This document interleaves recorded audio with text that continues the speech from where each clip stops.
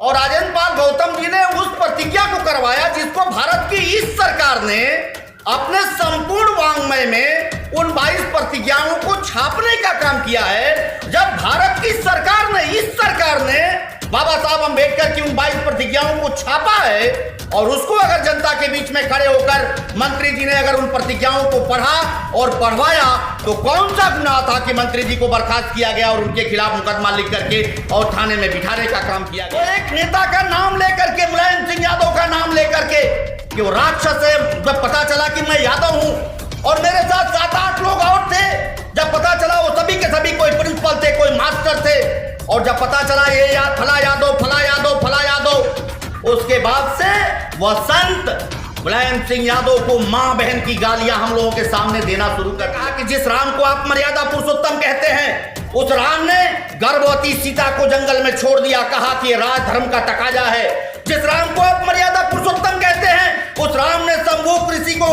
का गर्दन काट दिया इसलिए कि एक ब्राह्मण ने कहा कि तुम्हारे राज में कहीं न कहीं अनित हो रही है और तुम इस बात को देखो, और शूद्र शंभू का गर्दन काट दिया इसलिए कि वो पढ़ रहे थे और पढ़ाचार्य ने हमसे कहा कि शंभूक वध और सीता परित्याग काल्पनिक है।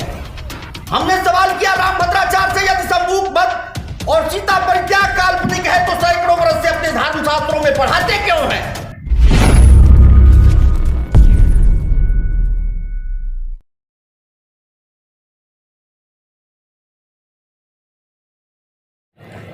हम लोगों के बीच में मौजूद आदरणीय अंबेडकर साहब के प्रबोध अंबेडकर साहब, मौर्य जी वकील साहब और इस शानदार कार्यक्रम के आयोजक, हम लोग नैनीताल में प्रशिक्षण शिविर में थे।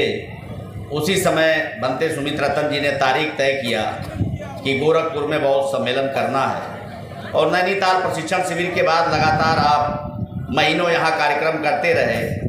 देवरिया में भी गए, हमने कई जगह, हमारे साथियों ने, जितेंद्र यादव जी ने, मैंने कई जगह कार्यक्रम बैठकें कराया, लोग आए। साथियों, आखिर बौद्ध सम्मेलन ही क्यों हम कर रहे हैं आज की तारीख में, और भंते सुमित रतन जी ने ये बीड़ा क्यों उठाया है? इसके पहले जब दिल्ली में आदरणीय मंत्री राजेंद्र पाल गौतम जी ने कार्यक्रम किया था तो लखनऊ में हमारी मुलाकात हुई थी मंत्री जी से। आपने कहा कि दिल्ली आना है। दिल्ली के कार्यक्रम में हम लोग शामिल हुए और दिल्ली के कार्यक्रम में मंत्री जी ने वो 22 प्रतिज्ञाएं कराई। उसके बाद अगर हमारी सरकार रहती तो आदरणीय राजेंद्र पाल गौतम जी को पुरस्कार मिलता, लेकिन हमारी सरकार नहीं थी और राजेंद्र पाल गौतम जी ने उस प्रतिज्ञा को करवाया जिसको भारत की इस सरकार ने अपने संपूर्ण वांग्मय में उन 22 प्रतिज्ञाओं को छापने का काम किया है। जब भारत की सरकार ने, इस सरकार ने बाबा साहब अंबेडकर की उन 22 प्रतिज्ञाओं को छापा है और उसको अगर जनता के बीच में खड़े होकर मंत्री जी ने अगर उन प्रतिज्ञाओं को पढ़ा और पढ़वाया तो कौन सा गुनाह था कि मंत्री जी को बर्खास्त किया गया और उनके खिलाफ मुकदमा लिख करके और थाने में बिठाने का काम किया गया? तो इसलिए साथियों, हमको इसलिए भंते सुमित रतन जी और उसके तत्काल बाद राजेंद्र पाल गौतम जी को बर्खास्त किया गया, थाने पर बिठाया गया और उसके बाद सुमित रतन जी ने लखनऊ, हम दिल्ली से सीधे हम लखनऊ आए और लखनऊ के पार्क में विशाल बौद्ध सम्मेलन हुआ और वहां पर भी आदरणीय सुमित रतन जी ने 22 प्रतिज्ञाओं को पढ़वाने का काम किया और किसी की औकात नहीं हुई कि मुकदमा लिखे और किसी को पूछने जाए। और उसके बाद फिर मेरठ में कार्यक्रम हुआ और आज गोरखपुर में हो रहा है। साथियों, हम बुद्ध के लोग हैं और हम तो इस बात पर हमको फक्र है कि हम वहां पैदा हुए जहां बुद्ध ने परिनिर्वाण को प्राप्त किया, देवरिया और कुशीनगर। हमता दिखाया शांति का, समता का, ममता का, प्रेम का, बंधुत्व का।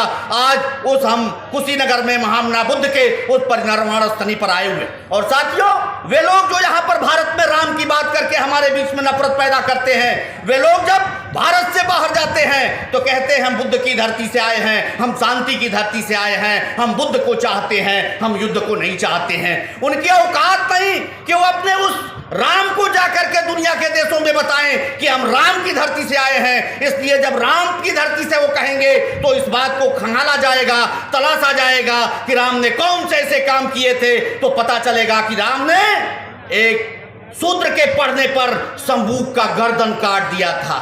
वो बताया जाएगा जब राम को बताएंगे कि हम राम की धरती से आए हैं, तो उनको बताया जाएगा जब देश के दुनिया के लोग राम के चरित्र के बारे में, राम के इतिहास के बारे में जो भले ही मिथक है, जब खंगालेंगे तो पता चलेगा कि राम ने 50% आबादी जो महिला होती है, नारी होती है, उसका अग्नि परीक्षा लेने के बाद भी अपनी पत्नी सीता का जंगल में गर्भवती होने के बाद परित्याग कर दिया था। लेकिन बुद्ध ने क्या किया?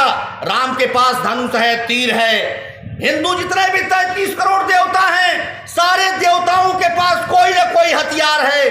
बगैर उनकी इच्छा के तृण भी हिल नहीं सकता, हवा भी चल नहीं सकती, हम सांस नहीं ले सकते, जैसा वे बताते हैं। लेकिन वे लोग जिनके बगैर इच्छा के हम कुछ भी नहीं कर सकते, उनको अपनी रक्षा के लिए किसी को गदा चाहिए, किसी को त्रिशूल चाहिए, किसी को तलवार चाहिए, किसी को तीर धनुष चाहिए। और एक व्यक्ति पैदा हुआ भारत के अंदर, महामना बुद्ध ने अंगुलीमाल जैसे डाकू के सामने शांति और अहिंसा का उपदेश देकर उसको अपना शिष्य बना लिया, भंते बना दिया, चीवर पहना दिया। ये बुद्ध का आदर्श था, ये बुद्ध है। और हम आपसे कहना चाहते हैं, कभी बात हो रही थी रामभद्राचार्य की। एक बार मैं चित्रकूट गया और मेरे मन में चित्रकूट गया, जब देखा विकलांग विश्वविद्यालय, विकलांग इंटर कॉलेज, मूक बधिर इंटर कॉलेज, तमाम संस्थाएं, तो लोगों ने बताया मेरे जिले के देवरिया के 19 मिश्रा वहां पर प्रतिकुलपति थे, बताया कि बहुत शानदार व्यक्ति हैं, 16 भाषाओं के जानकार हैं। मेरे मन में भी श्रद्धा जागृत हुई कि रामभद्राचार्य जन्म से अंधा, 16 भाषाओं का जानकार, उस व्यक्ति से मिलना चाहिए। दुनिया का सबसे बड़ा विकलांग विश्वविद्यालय, पहला विकलांग विश्वविद्यालय बनाया। मैं जब उनके पास गया तो एक नेता का नाम लेकर के, मुलायम सिंह यादव का नाम लेकर के, कि वो राक्षस है, जब पता चला कि मैं यादव हूं और मेरे साथ 7-8 लोग और थे, जब पता चला वो सभी के सभी कोई प्रिंसिपल थे, कोई मास्टर थे, और जब पता चला ये फला यादव, फला यादव, फला यादव, उसके बाद से वह संत मुलायम सिंह यादव को मां बहन की गालियां हम लोगों के सामने देना शुरू कर दिया। उनके कुलाधिपति जो उनके बगल में बैठे हुए प्रतिकुलपति थे, हम लोगों के पैर दबा, हाथ पकड़ रहे थे, मुंह पे उसारा कर रहे थे कि आप लोग कुछ बोलिएगा नहीं, हमारी नौकरी का सवाल है। लंबी बहस चली और बहस के बाद यहां पर बात हो रही थी। मौर्य जी कह रहे थे हमने ललकारा कि पटना में आइए। मैं तो उस रामभद्राचार्य के घर में, जहां पर वो रामभद्राचार्य अपना डंडी लेकर बैठा था, रामभद्राचार्य के घर में बैठकर जब बहस करना शुरू किया और हमने प्रतिवाद किया, तो कहा कितना पढ़े हो? हमने कहा MSc BEd हैं। कहा तुमसे बहस करेंगे। हमने कहा, मुलायम सिंह यादव को कहा कि वो राक्षस है, उसने राम भक्तों पर गोली चलाया। हमने कहा कि जिस राम को आप मर्यादा पुरुषोत्तम कहते हैं, उस राम ने गर्भवती सीता को जंगल में छोड़ दिया, कहा कि ये राजधर्म का तकाजा है। जिस राम को आप मर्यादा पुरुषोत्तम कहते हैं, उस राम ने शंभूक ऋषि को का गर्दन काट दिया, इसलिए कि एक ब्राह्मण ने कहा कि तुम्हारे राज में कहीं न कहीं अनित हो रही है और तुम इस बात को देखो। और शूद्र शंभूक का गर्दन काट दिया इसलिए कि वो पढ़ रहे थे और पढ़ा रहे थे। आप कहते हैं कि वो राजधर्म था। हम कहना चाहते हैं कि वो राजधर्म था, ये आप तय करिए। लेकिन मुलायम सिंह यादव ने जो गोली चलाया वो किसी राम भक्त के ऊपर, किसी हिंदू के ऊपर नहीं, बाबा साहब अंबेडकर के लिखे संविधान के मुताबिक भारत के सुप्रीम कोर्ट ने कहा था कि यथास्थिति वहां बरकरार रहनी चाहिए। भारत के संविधान ने कहा था, एकता परिषद ने मुलायम सिंह यादव को निर्देश दिया था कि वहां पर यथास्थिति बरकरार रहनी चाहिए। तो उस व्यक्ति ने भारत के संविधान की मर्यादा को रक्षा करने के लिए और राजधर्म का निर्वाह करने के लिए गोली चलाया था। और उसके बाद रामभद्राचार्य ने विषय बदल दिया। रामभद्राचार्य ने हमसे कहा कि शंभूक वध और सीता परित्याग काल्पनिक है। हमने सवाल किया रामभद्राचार्य से, यदि शंभूक वध और सीता परित्याग काल्पनिक है तो सैकड़ों वर्ष से अपने धर्म शास्त्रों में पढ़ाते क्यों हैं? रामभद्राचार्य ने कहा हमने एक अलग रामायण लिखा है और उसमें इन दोनों उदाहरणों को हमने निकाल दिया है। और वास्तव में इन दोनों उदाहरणों को उसको निकाल करके रामभद्राचार्य लाए तो भारत के धर्माचार्यों ने मीटिंग करके और रामभद्राचार्य से कहा कि भारत के धर्मशास्त्रों से छेड़छाड़ किए तो तुमसे धर्माचार्य की उपाधि, जगत गुरु की उपाधि छीन लेंगे और संत समाज से निकाल दिया जाएगा। इसलिए साथियों, आज आदरणीय मंत्री जी चर्चा कर रहे थे राजदंड का। जब भारत का संविधान, जहां लोकतंत्र है, राजा के पास राजदंड होता है, लेकिन आज हमारे देश के संविधान के ऊपर बहुत बड़ा खतरा है। हमारे देश के ऊपर अभी रेल हादसा हुआ और पता है 3,12,000 पद रेलवे में खाली हैं।